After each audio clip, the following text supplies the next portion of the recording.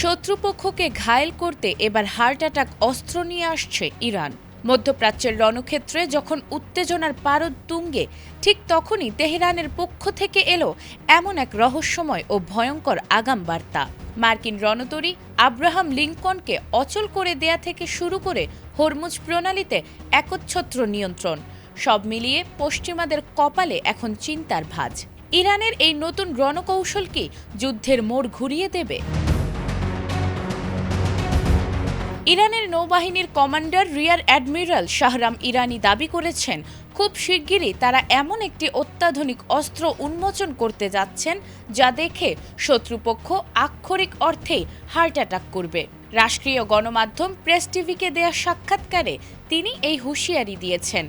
সামরিক বিশ্লেষকদের মতে এটি ইরানের কোনো গোপন ড্রোন বা হাইপারসনিক ক্ষেপণাস্ত্র প্রযুক্তি হতে পারে। কমান্ডার ইরানি জানিয়েছেন, প্রতিশোধমূলক অভিযানের অংশ হিসেবে মার্কিন বিমানবাহী রণতরী আব্রাহাম লিঙ্কনকে লক্ষ্য করে ইরান অন্তত 7টি ক্ষেপণাস্ত্র নিক্ষেপ করেছে। এর ফলে রণতরীটি থেকে বিমান উড্ডয়ন বা কোনো ধরনের আকাশ অভিযান পরিচালনা সাময়িকভাবে অসম্ভব হয়ে পড়েছে। ইরানের এই দাবি পেন্টাগনের দ্রুত সাফল্যের ধারণাকে সামরিক মহলে হাস্যরসে পরিণত করেছে।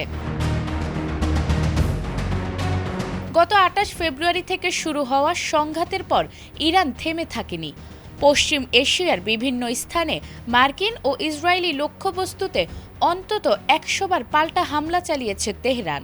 আর মার্কিন অবরোধ ও ইরানি জাহাজ জব্দের ঘটনাকে সরাসরি জলদস্যুতা হিসেবে আখ্যা দিয়েছে ইরান।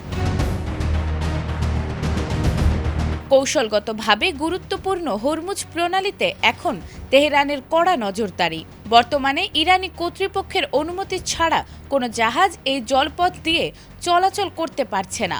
আন্তর্জাতিক জ্বালানি সরবরাহের অন্যতম প্রধান এই রুটে ইরানের এমন কঠোর অবস্থান বিশ্ব অর্থনীতিতেও প্রভাব ফেলতে পারে বলে আশঙ্কা করা হচ্ছে।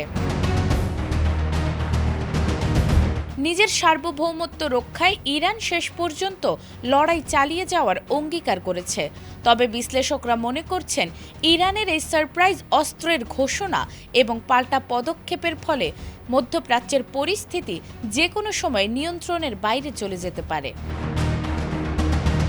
নাজমুন নাহার জান্নাত, এটিএন বাংলা।